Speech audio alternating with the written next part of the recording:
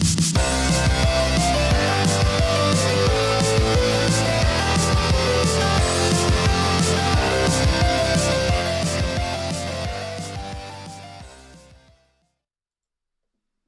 everybody. Welcome to Amigos. I'm John. And I'm Aaron. And today, Aaron, we're talking about Mr. Nutz. Yes, we are.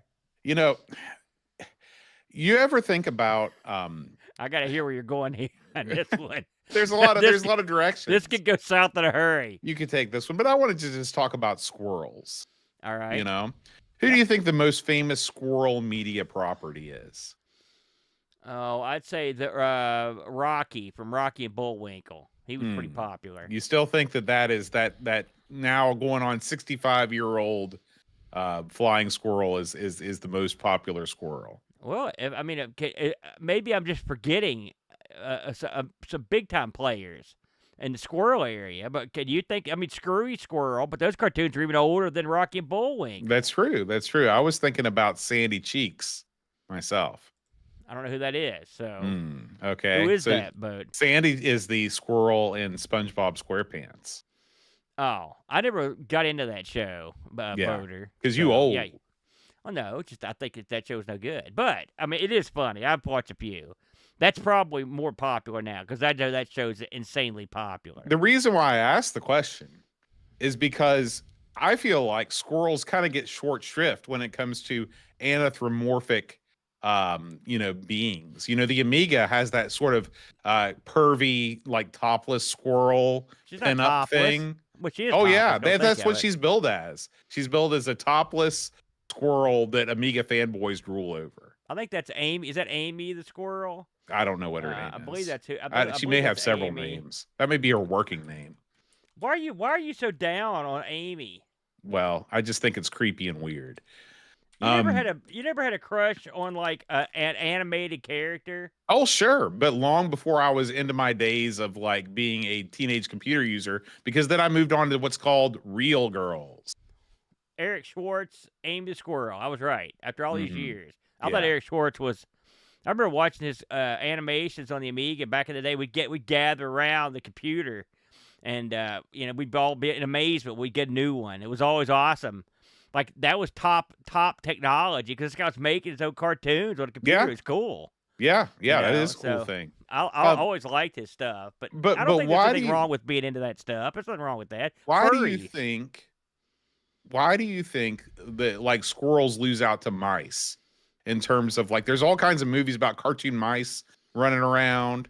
You got the Rescue Rangers. You got the Children of Nim.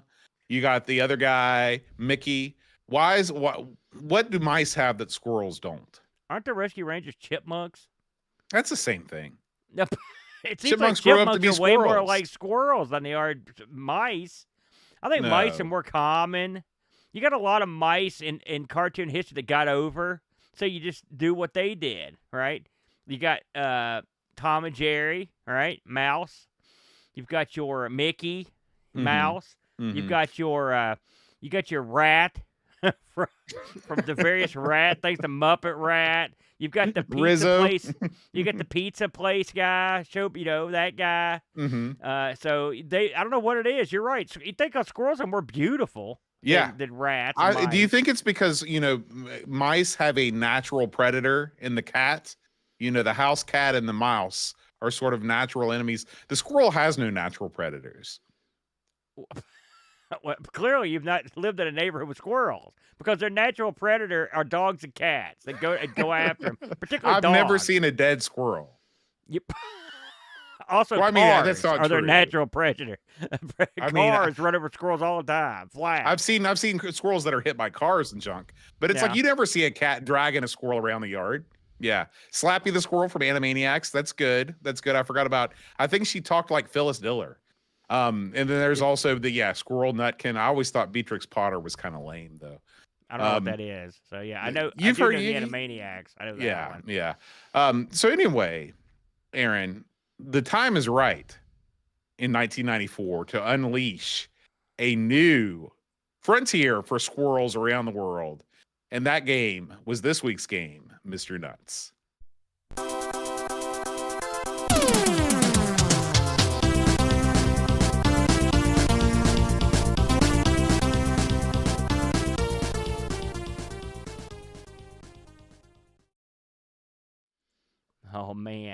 Name it to my own heart. Mr. Nutz.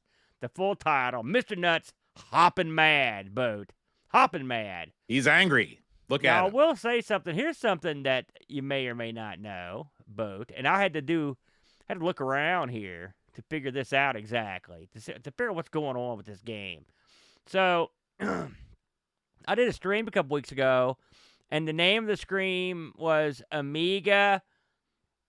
They were Amiga-only exclusive games, right? And this was a game that I played on the stream. And I had people say, like, hey, wait a minute, Amigo Aaron, you idiot. Like, this guy's everywhere. Game Boy, SNES, you dropped the ball. And I was like, man, I feel like a schlub. And then lo and behold, this game came up this week, and it totally vindicated me in multiple ways. They were wrong. Of course, I knew I was vindicated, but I wanted to hold suspense there because before we get into Hoppin' Mad, we've got to talk about another game that came out, and this was a game called it didn't come out. It was called Timet, the Flying Squirrel. Timet. Give that a shot, Bo. Timet. This was a game that was a whole different character and a whole different game, okay? It was from an outfit called Keiko, right? So Ocean was going to publish this game, but they also had a game called Mr. Nutz in production, okay? That wasn't Mr. Nutz Hoppin' Mad. And so the story goes, Boat, that Ocean was like, listen, we don't need 2 squirrel games. That'd be crazy. That'd be insane. So what we're gonna do is we're gonna buy Timet, the flying squirrel, and we're just gonna slap Mr. Nutz in there. See, this is what I'm talking about. You would never think that if you had 2 mouse games on the market. Yeah. Like you got a Mickey Mouse game and a Tom and Jerry game, no problem. It's anti-squirrel prejudice that has brought this on. Yeah. So the funny thing is, so there's a story. I read this on Moby. So in 90, after Ocean closed Ocean France, they had a graphic artist there called Felipe de Soli, right? And his buddy was a programmer, Pierre Dane, and they were trying to figure out what to do. So they thought they'd work on an Amiga game with a great character, right? So get this. They were like trying to consider, what do you put in this as the character? The 2 things they considered putting in, of course, either a parrot or a turtle as the main character. A parrot. What are we doing here? What are we doing? Anyway, the Soyley's wife was like, listen, what about a squirrel? No, she was like the you of that relationship. She's like, where's the squirrel? Yeah. And this guy's like, by God, you got it. And so he showed the game to Ocean, and they were like, listen, this is gold. But we're not going to put this out in the Amiga. That's for suckers because they're getting killed for piracy, according to this, okay? So they said if we put this up for the Super Nintendo and Mega Drive, we'll be golden, okay? Yeah. The original title of this, the working title, was The Squirrels Game, but they finally titled it Mr. Nutz, okay? And then it came out for the Mega Drive, the Super Nintendo, and a Game Boy Advance version of this, okay? So eventually they were like, listen, here comes the Timet, the flying squirrel comes around. They're like, listen, we've already got Mr. Nutz. Like I said, we don't need 2 of these suckers. We'll just staple Mr. Nutz into your game. And that's what they did. So if you play Mr. Nutz Hoppin' Mad, and then you also play Mr. Nutz on the consoles, you're going to notice that they don't have much in common, including enemies, the way they act, the way they move. It's because basically one game, Mr. Squirrel's Hoppin' Mad, is basically a completely different game. They pulled like a Mario 2 on this sucker. Yeah, just a sprite swap. And of course, this game is quality-wise is right in the same wheelhouse as Mario 2. That's a joke. It's horrible. But anyway, I digress. This, of course, released in '94, published by Ocean, and developed by an outfit called Neon. A ton of people worked on this game. I'm not going to go through, it's like a horde of people, but I will say most of their Amiga experience came from 2 games, the ones that had it. A demo game called Exodus 3010, the first chapter, and another surprising game, Tony and Friends in Kellogg's Land. A bunch of these guys worked on that. Which is interesting. because I have extensive experience with Tony and Friends and Kellogg's Land. I'm sort of an expert, and that game is way, way better than Mr. Nutz. So I wonder what went wrong. Well, I don't know. The only guy that really stood out to have a lot more experience was the musician on this, Rudolph Stember. He worked on, among other things, he did work on Monkey Island, Z Out, Ugg. Remember Ugg? He was he was involved in that, and many other things. But pretty much everyone else were limited to those two games. This is a 3-disc joint. This is an OCS ECS boat. Good-looking game. And was of course, one-player-only game. Now, since I didn't look at the Super Nintendo version of Mr. Nutz, except for a courtesy glance, and it is indeed, or the Genesis, they're quite different. However, just to finish off the mundanities of this game was actually being ported to the Mega Drive, and was all but done. Yeah. And there's a leaked, unreleased version of Mr. Nutz Hopping Mad that's out there somewhere for your Mega Drive, if you're so inclined to check it out. Bo, you sent out the manual for this over the week, so I'm assuming you're well versed in the lore of Mr. Nutz. You want to dig in a little bit on that? Well, there's a planet that is full of animals, not unlike our own. And the chickens, for some reason, have decided to become the rulers. It's like Animal Farm, instead of the pigs, it's the chickens. They start acting like jerks. They start taking advantage of the other weaker animals, enslaving them, etc. And it's up to Mr. Nutz, our hero, to right that wrong. I mean, the chickens have don't they have UFOs that come down? There's spaceships involved. That was a part of the story that I didn't really understand. So here's my summarization, if you're interested. Okay. Alien chickens from another planet that they lost all their food. Okay. So they started grilling and eating other planets' people and animals. So basically, the chickens pulled a double reverse. Instead of having grilled chickens, they're the chickens. They're grilling you. Right. And they also began seeding lifeless planets with life, so they could return in the future and then eat the people who live there. Now that's a great idea. Angle. Yeah. One of the planets they did that to was the Peanut Planet, and it was which had become a popular holiday resort. Is that where Mr. Peanut comes from and his kind? That's where Mr. Peanut's vacationing on that planet. When the chickens, so he's not even on his own planet here, and so when he's hanging and banging, and here come the chickens to come down and eat the people that live there, and Mr. Nutz, who apparently has those because he's I'm talking about Mr. Peanut, not Mr. Nutz. Oh, Mr. I don't think he's unrelated to this story. Well, I feel like, because do you ever wonder where he came from? Do you ever wonder why there are no more other people that look like him? I can't figure out why a guy named Mr. Peanut, who's a large humanoid peanut, would promote people eating other peanuts. Well, it's like in the Muppet movie where, Kermit the guy tried to get Kermit to advertise for French fried frog legs, and Kermit didn't want to do it. I think Mr. Peanut was forced into it. He's a pretty big guy, but but look at his spindly legs. He's got no think power. He's in a new movie as a giant robot that's on Netflix that didn't get over too well. Anyway, so that's the long and short of it. You've got to stop the alien chickens from BBQing all the inhabitants of Peanut World where you're vacationing. There you go. This game comes up with a huge, giant picture of the squirrel looking pissed off at the camera. In fact, this is the only time in this entire game that he looks mad. I was going to say, this is the classic example of you have a character drawn with lots of 90s style toon on the cover, but then when you start playing him, he looks like a real big geek. What was that game me and Brent played where the two guys looked real ominous, and then they were two adorable little guys? I wish I could think of it, because when I did the thumbnail, for some reason I did the thumbnail for that episode, and I put their in-game appearance with their box art appearance, and it was very different. It's very strange, because you're right. Look at that. He's got the big fist. He raises the fist in fury. That's cool. That's one of the coolest animations I've ever seen. One thing I'll say about the presentation of this game, it's very tight. Yeah, it's very console-esque. Yeah.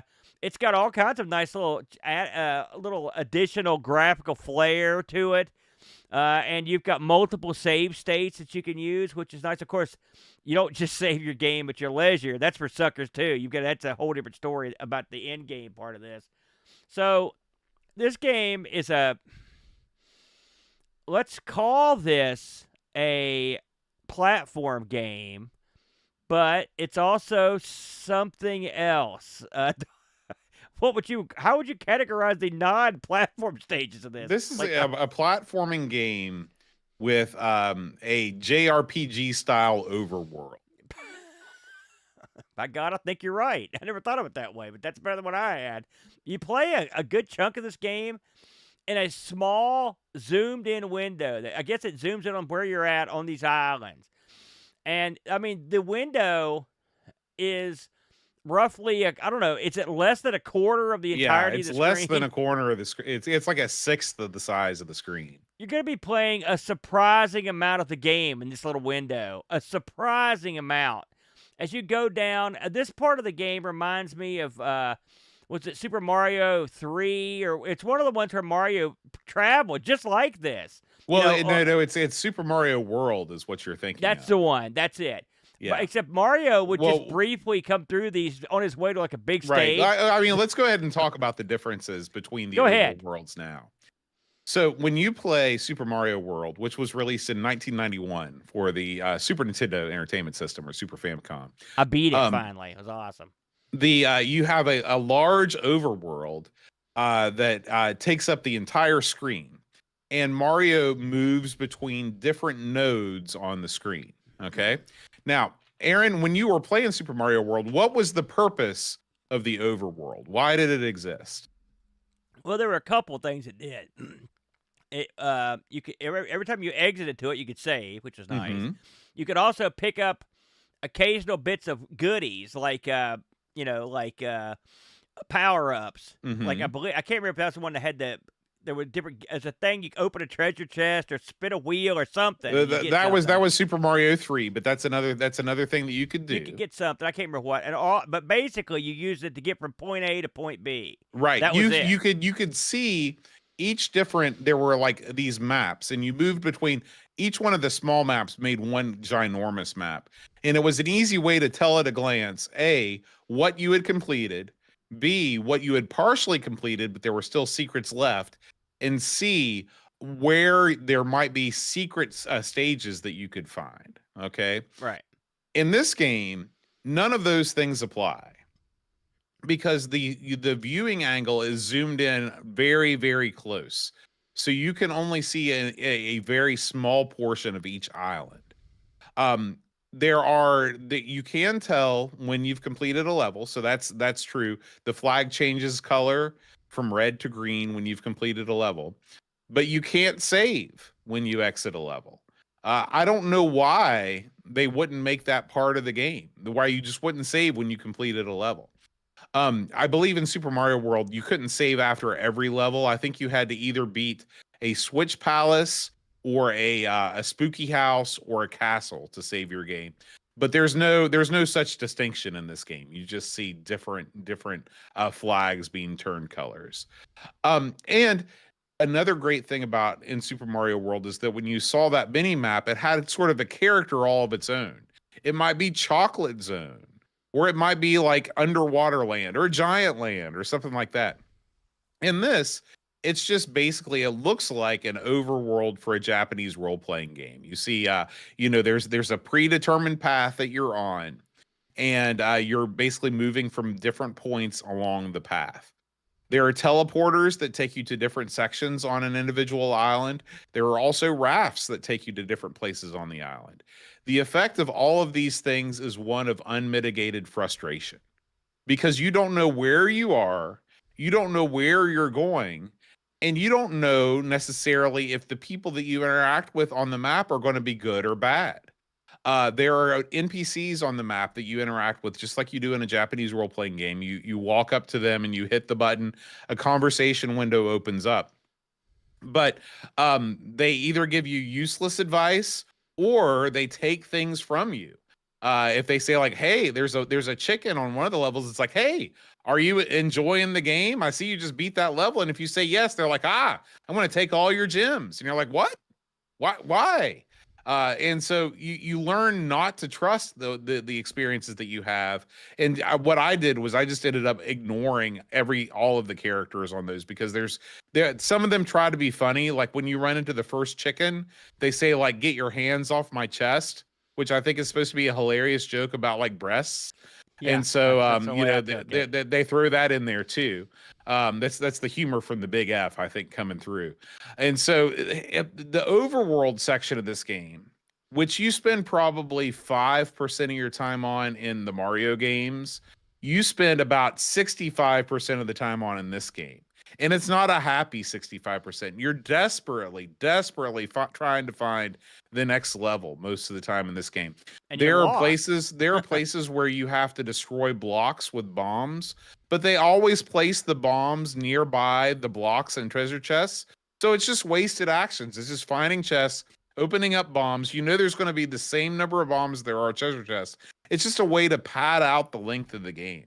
It's one of the most disappointing features of this game, because it's such a large part of the game. It's bizarre. One of the things that I had problems with was, like, when you're on that, like, if you're playing, again, listen, I can't help it, and Boat Kitty, we're going to compare this a lot to the Mario series, because this game tries the same crap. If you're on an overworld map, and you're trying to get somewhere, if you can see the whole world, or at least the chunk where you're at, you're golden. In this game, you can't. So you have to I got lost over and backtracked over and over, trying to figure out how to get to places, which was frustrating as heck. Plus, when you teleport, you don't have any idea where you're at. At that point, you better hope you can get back, otherwise you're boned. I hated the overworld map. I mean, there's no game there. It's just walking around, and I thought that sucked. All you want to do is get to and play on the actual game parts of the game, the actual platforming parts. So, like Boat mentioned, when you get to the flags, that means you can attempt to play the platform stage. Well, the platform stage have problems all their own, if I'm honest. I mean, on a glance, if you were to look at this game like on the back of a box or something, you might be like, man, that's a pretty good-looking game. And it is. It's a very colorful game. There's a lot going on. Your squirrel, at first glance, you think, that's a pretty cool-looking squirrel. Soon you will discover, though, that the guy you're playing is the biggest geek in the history of squirrels. He is completely, like, when you don't move, he just stands there unblinking. It's like you put, those mascots at like the ball game or like Times Square. It's like you're one of those guys, not a real squirrel. You're a guy in a squirrel outfit that can't blink. He just looks like a huge tool.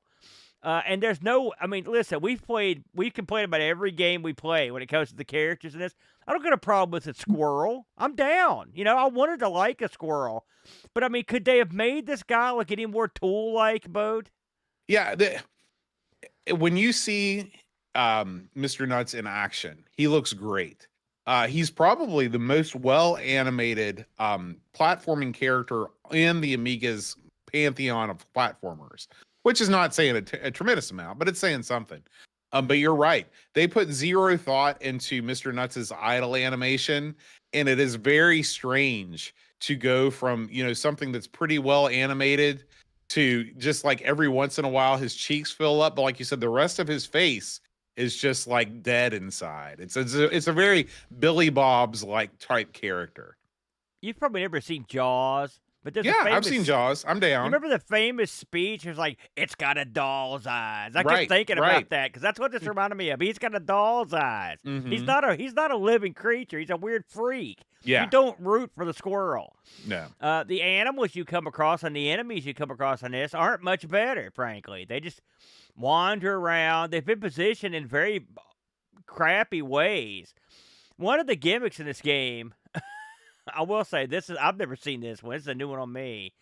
And so your guy starts out with 4 hit points, and you can pretty quickly get an additional hit point. The hit points are sentient. They're alive. And at one point, you talk to one. They're like, yeah, we're going to help you out because we're the hit points. when you take a hit in this game, the hit points fall out of the top of the screen where they've been stationed on this chart, and they just start running away. This and if is you by go and far grab them, then you get the hit point back, but it's tough to do. This is by far the worst part of the game. Oh, you hated this. I can forgive a lot of the worst part of the game is the overworld. But once we get into the actual game part of the game, like I understand what they were trying to do. They were trying to do Sonic. This game is much more like Sonic than Mario because it's easier to design a Sonic game than a Mario game. Screw it up too. When you get hit and you play as Sonic the Hedgehog, what happens? Rings shoot out all over. Rings pop out of your body. Okay. Yeah.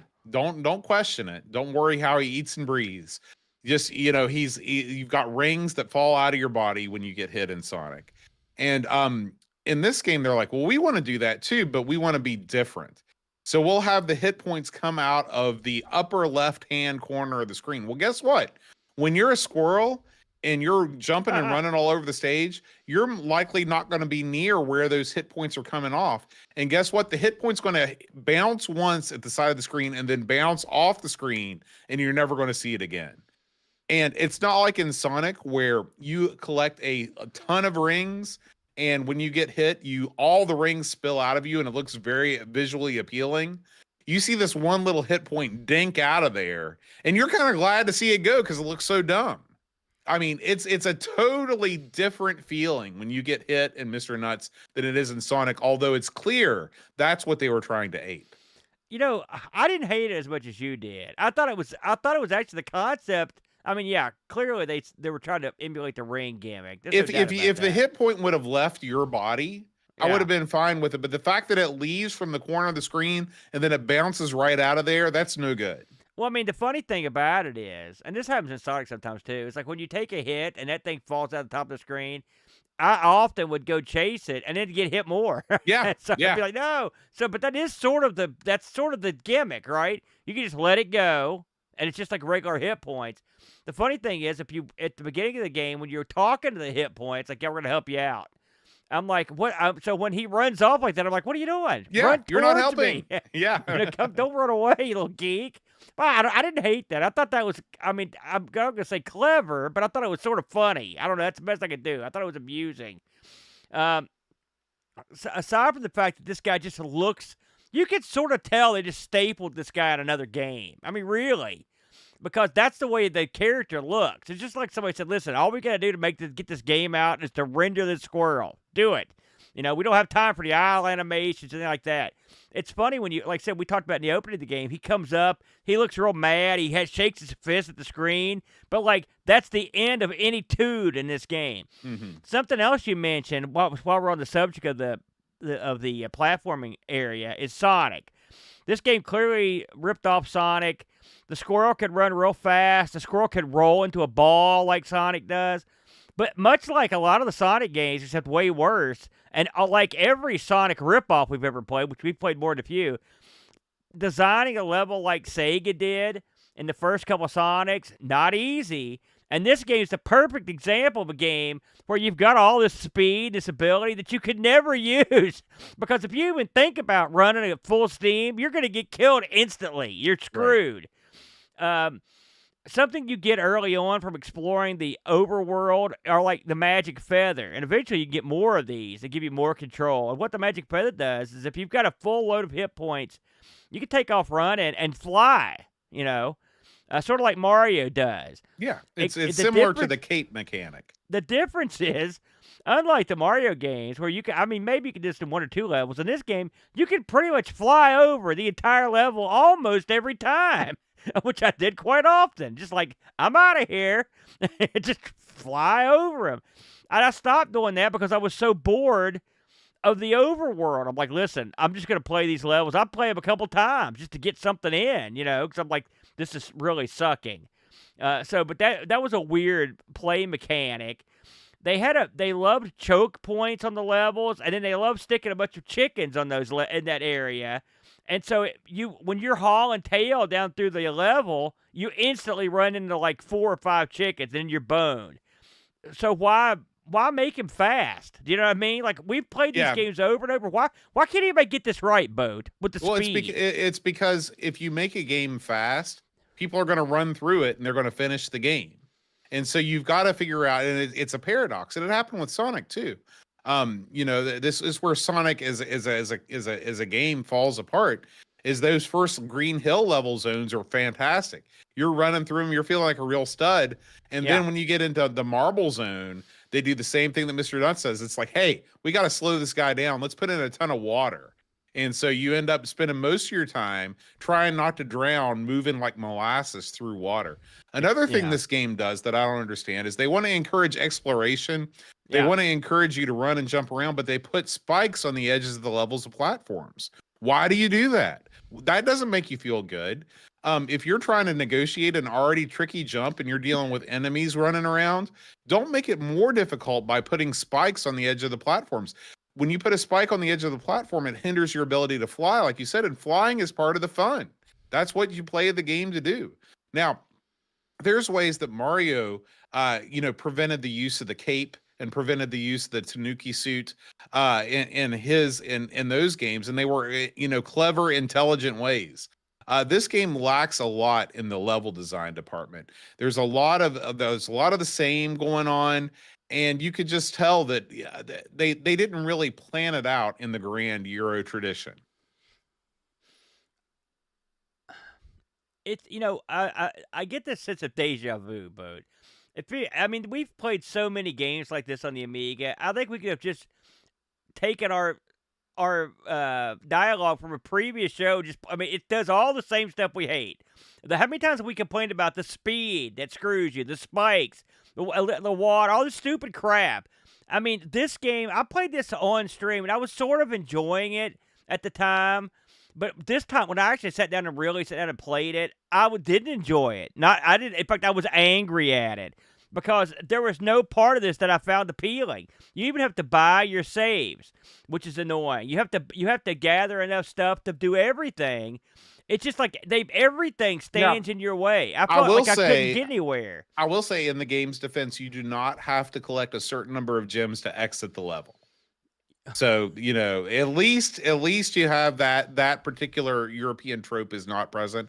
And listen, let's be fair. Platforming is not an easy genre to get right, no matter what. Yeah. There's tons of crap platformers on the consoles too. We just don't have a console show, so we're not always playing them. We're comparing them to the platformers that we enjoyed playing, which are the best ones, which are by and large those by Nintendo, by Sega, by Capcom. These guys that know what they're doing. And there's a reason why these guys were working at Neon and not working at Capcom. It's a different ball game. Well, it's funny. It's hard to say because like I said, they've got the developer here listed as Neon, but we know this game came from another developer. So I don't even know what exactly who did what to what. I don't know who to point the finger at. But traditionally, when you get a game like this that started as something else and someone else screwed with it, it often doesn't end up well. I don't know how much this changed between developers, but if this was the original intent with this overworld map, a lot of people like these sorts of exploration overworld. They could have used this. Well, they could have had something here. It's all in the execution. It's all in the execution. I just don't understand if there was a technical reason why they made the overworld map so small. Because one thing we didn't mention was that the overworld map is, like you said, it's probably a fifth of the screen.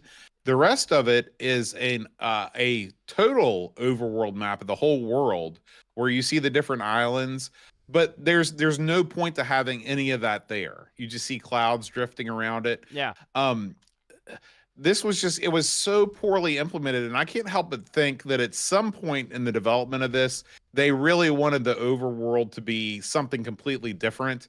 And they got about halfway through and they were like, we gotta make something happen. Just put it out as it is and let the players deal with it.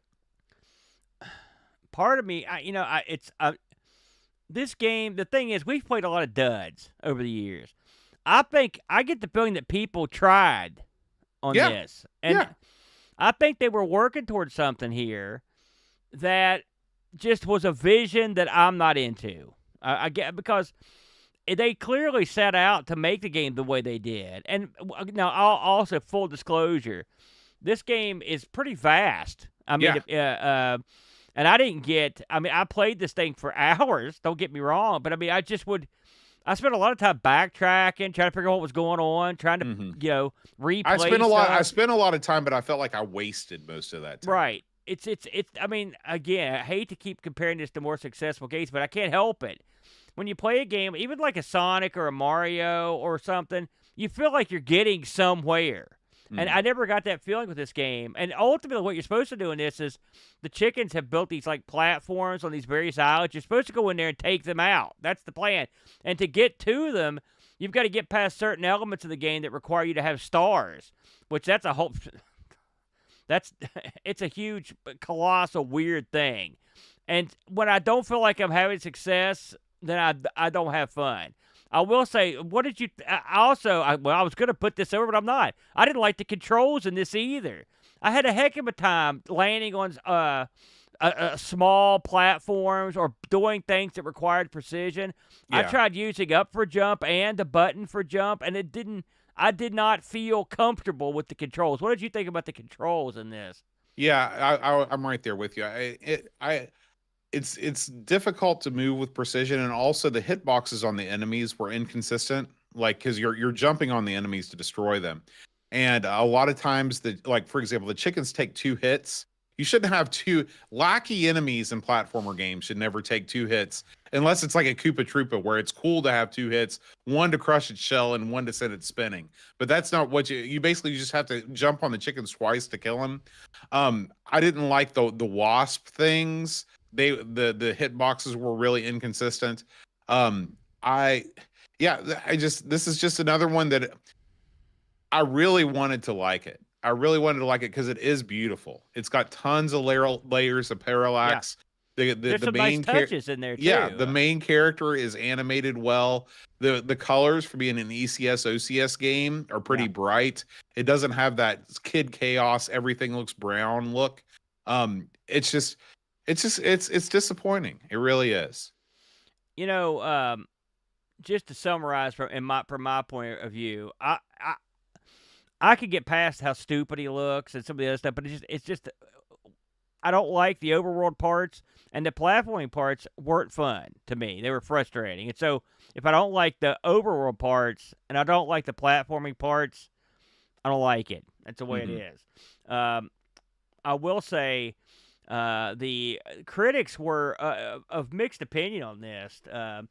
People over at Lemon Boat give this a 7.7, and the people at Lore give this a 77, so they're exactly in lockstep on this. The magazines were interesting. Amiga Format gave this a 71. Amiga Joker gave it an 85, which is like 1,000,000%. Yeah. For them. Amiga Power gave this an 80. CU Amiga gave this a 59, which that stuck out to me. I went and read the article, and really, the article for CU Amiga wasn't that much different from the magazines that liked it. They had the exact same problems with it like we did. What's with the overworld map? What's with the platforming? Why does this guy look like a goof? What's with the controls? And that's why they slammed it down. The one gave it a 77. The average magazine rating, according to Lemon, 74% Boat. Did we get any Discord action? I might give this a whirl this week. Yeah. We'll start out with Alien Breeder. He says, Mr. Nutz hoppin' mad, the Amiga's answer to everything except restraint. If there was ever an attempt to crown a Mario or Sonic for the Amiga, Mr. Nutz hoppin' mad came hopping in, waving both hands wildly in the air like it had just snorted a bag of Skittles. It features an animated red squirrel that looks like it escaped directly from an Eric Schwartz cartoon strip, and even has a special weapon that is literally Mr. Nutz inside an Amiga Boing Ball. Exclusive to the Amiga and developed by Neon Studios, Hoppin' Mad is technically a sequel to the Mr. Nutz games. We talked about that already. From the first second, it's clear this game is going full throttle. It wants to be Sonic badly, like Restraining Order level badly. You get the fast-running loop-to-loop level design and screen after screen of scrolling madness, all slathered in an impressive number of parallax layers. And just in case that wasn't enough, it throws in a Mario-style overworld map with light JRPG elements. The result feels like someone mashed up Super Mario World, Sonic CD, and the worst Zelda clone ever made, which was then force-fed through a Technicolor fever dream. He says, gameplay is a bit of a mixed bag. Once you survive the overworld, the actual platforming levels are fast, smooth, and occasionally quite fun, but the game moves almost too quickly. It's not uncommon to rocket into enemies before you even see them. At best, Hoppin' Mad is almost a showcase of what the Amiga could do when it really tried to compete. At worst, it's a case study in over-design. 780 top bananas out of 1,000. Man, Alien Breed was in rare form on that one. Yeah. Pajako writes, the brief must have been Duosonic, and on the surface it manages to deliver, and it should be awesome. But this is a fast, speedy game where you really want to do the opposite because there are many things waiting just off screen to inflict damage and happens before you realize, and then you'll be chasing your hit points around. There's a ton of variety, especially the chicken types. For the most part, I enjoyed the platformer side of things, and I found it too easy to get lost and not know where to go. The thing that made me put my controller down was the overworld map exploration. For me, a more simple linear platformer may have been more compelling, but with everything shoehorned together, the game comes off a little confused. 8 out of 10. BFB writes, even before the first overworld map with its instantly irritating music, Mr. Nutz Hoppin' Mad is trying far, far too hard. Says the speed is satisfyingly speedy. SNES like Mode 7 zooming in and out of madness. Enormous sprites, an extremely long and elaborate game jabbed into 3 discs. Bragging rights because all of this is done on the OCS ECS chipset. So wave that around, that version of Mr. Nutz around in the face of any Amiga haters, and then run away and never speak of Mr. Nutz ever again. 7.75 out of 10. These reviews were edited for length. If you'd like to read the full thing, please check them out in the Discord. If you want to write a review, please limit yourself to a couple paragraphs because I don't want to read that much. There you go. And you're an avid reader. I liked what they said there. I mean, listen, you know, I like to come out of games sometimes, and I think you do it as well. It's like, here comes the hot take. No one's thought of this one. This isn't a game that lends itself to that because its problems are incredibly obvious. They're right there in front of you. It's goofy looking. It's got the overall map is dumb, and the gameplay is not that good. The levels aren't that good, and Mr. Nutz looks like a geek. That's all there is to it. However, there may be a sucker out there, Bo, that wants to pick this thing up to play at the house, right? Who is that sucker? I buy a lot of garbage. You know what I mean? That's true, you do. And if you want to pick this up, I found one of them for sale on eBay, complete in box, Bo. It'll set you back 105 US buckaroos. Any final thoughts? No. That's it. You're turning into Brent, everybody. If you ask any Amiga repair technician what the most problematic component of a motherboard is, they'll undoubtedly mention capacitors. The electrolytic capacitors that shipped with the Amiga are 30 years old or older at this point, and each one is a ticking time bomb waiting to explode battery acid all over your motherboard, sometimes damaging it irrevocably. Don't wait. Replace your capacitors now. Full capacitor kits for every Amiga model are available now at retrorewind.ca. Don't want to attempt the repair yourself? Use their white glove recap service and leave the intricate removal and soldering process to the professionals using industry standard equipment. Use the promo code Amigos10 at checkout and save 10% off your cap kit or service. Remember, make retrorewind.ca your first stop for all your Commodore computer needs. Amiga News.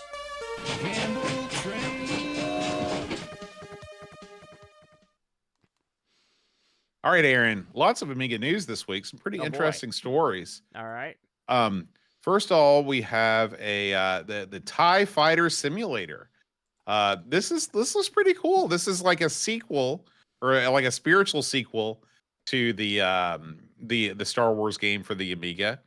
It says that this is a small demo game created using Amos Basic, and it is it's sort of a tribute to the handheld electronic games of the day. So it's going to be pretty simple.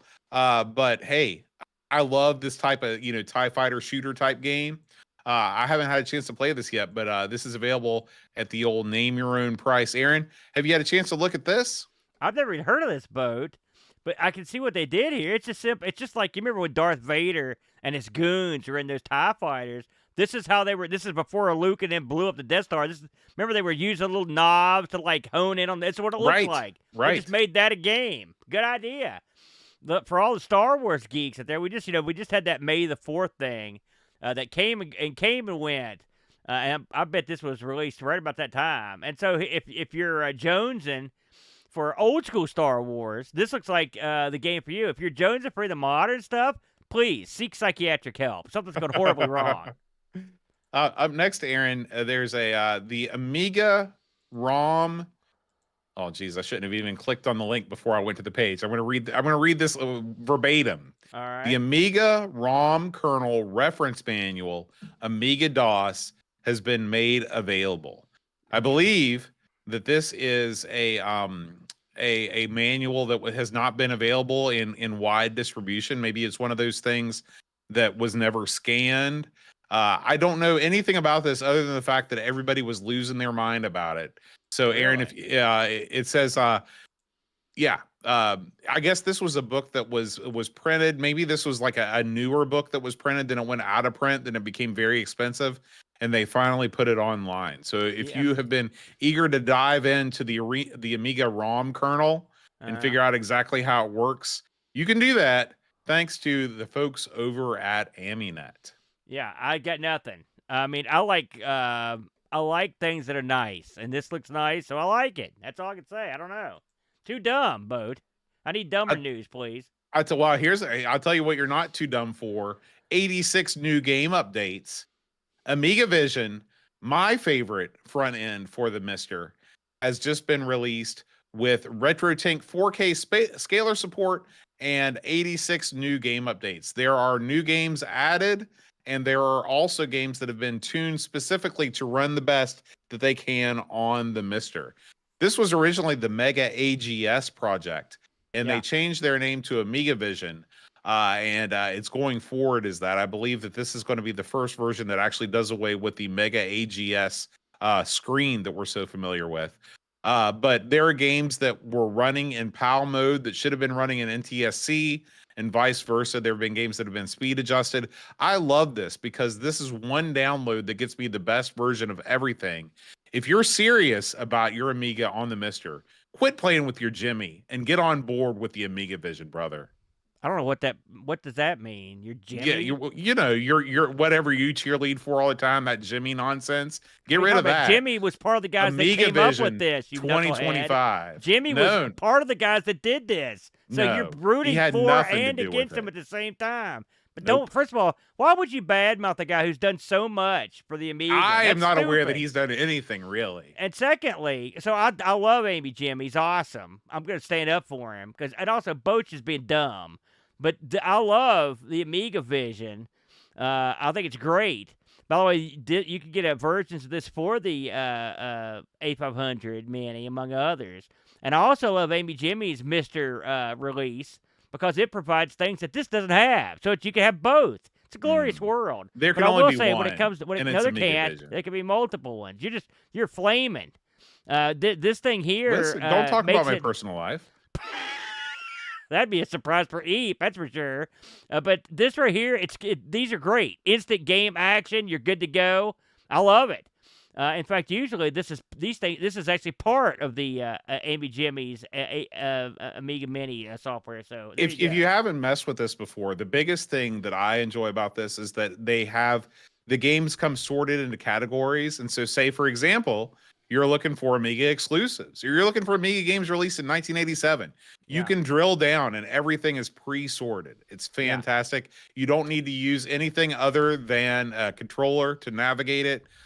So hats off to this team. The whole 9 yards. I'm gonna be downloading this weekend and putting it on the old Mister. Yeah, it's a super beauty. I love it. I love it too. Our last story, Aaron, and this is hot off Indie Retro News. All right. The Doll Maker, a new adventure game in the works by Remnants Studio. So this is another example of interactive fiction, Aaron. This is not necessarily our favorite genre of game, but we've played some good ones. And this is here's the latest. You play Emo. That's your dude's name. and that answers a strange beacon originating from a waste and now uninhabited land. And so you're going to sneak through this world. The graphics are beautiful. It's a very I don't know if these are photo render. How would you describe this artwork, Aaron? It looks too good to be pixel art. It looks real good.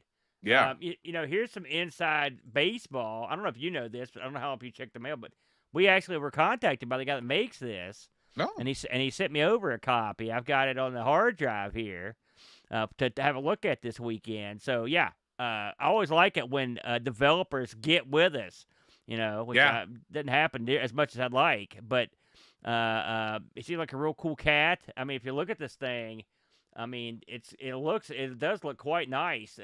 You're right. This is not necessarily my bag, but every once in a while, one of these things catches us off guard. And this look. I mean, in terms of the way it looks, he's got a great mood set. Let's see how it plays. But I'll definitely be giving this a whirl. So it's something to put on your radar.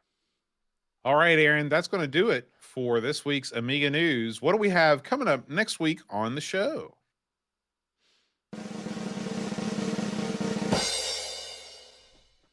It's another round of Public Domania boat, and this Lethal weekend, Zone. That's right, That's Lethal a nice Zone. place to be. Is it? This is from what I read briefly. This is a game that's being brought up or was brought up from the C64. So okay, there you go. Well, all right. Well, as always, thank you for supporting the show at patreon.com/Amigos podcast. Thank you to all our patrons that listen and watch. And thank you to all of you for just being here. Thank you for being you. We'll see you next time. And until then, adios. Adios. Amigos is made possible by contributions from listeners like you. Patreon supporters help choose the games we play, receive exclusive magnets, and get access to the Amigos Retro Gaming Discord server. Visit patreon.com/Amigos podcast if you'd like to support the show and join our community.